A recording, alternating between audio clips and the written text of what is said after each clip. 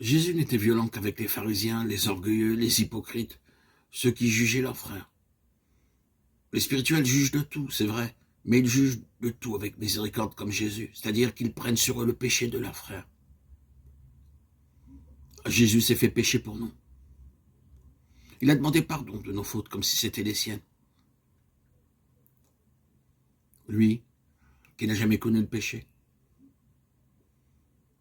C'est ainsi qu'il faut aimer son prochain comme soi-même. Les saints, quand ils regardent le péché du monde, ne disaient pas « ce monde est pourri, quelle décadence, civilisation de chiens ».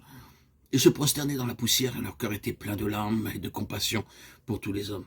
« Aie pitié de moi, pécheur ».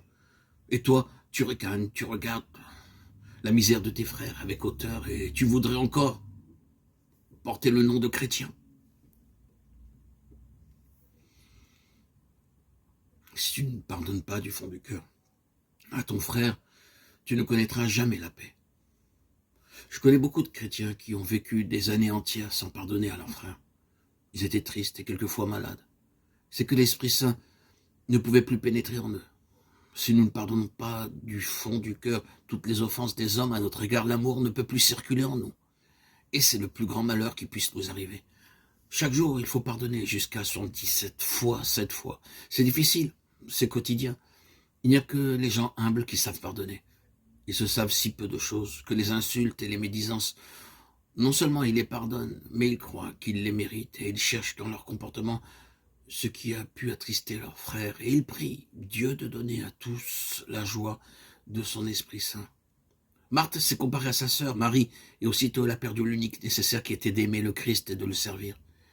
Ainsi, lorsque nous nous comparons les uns aux autres, nous perdons le Saint-Esprit qui nous unit au Père et au Fils. Ne juge pas les œuvres de ton frère, ne compare pas tes jeûnes, tes veilles, ne mesure pas ta vie selon la sienne, car à chacun, il sera demandé selon ce qu'il a reçu. Et qui es-tu pour juger ton frère? Si Dieu ne vous avait fait grâce, vous serez comme Sodome et Gomorrhe. C'est un véritable poison dans nos communautés que ces jugements les uns sur les autres. Celui qui ne juge pas son frère, qui n'a plus une pensée malveillante contre lui, est semblable aux anges. Il faut vaincre le mal par le bien et non le mal par le mal. Romains 12, 21. Vous avez appris, il a été dit, œil pour œil et dent pour dent. Eh bien moi, je vous le dis, de ne pas tenir tête aux méchants. Au contraire, quelqu'un te donne-t-il un soufflet sur la joue droite, tends-lui encore l'autre. Veut-il te faire un procès et prendre ta tunique, laisse lui-même ton manteau. Te requiert-il pour une course d'1 000, fais-en 2 avec lui. À qui te demande ne tourne pas le dos. Matthieu 5, 38, 42. Si tu mets en pratique ces paroles, tu seras vraiment divinisé. Par ta miséricorde et par ta patience, tu seras Dieu pour tes frères.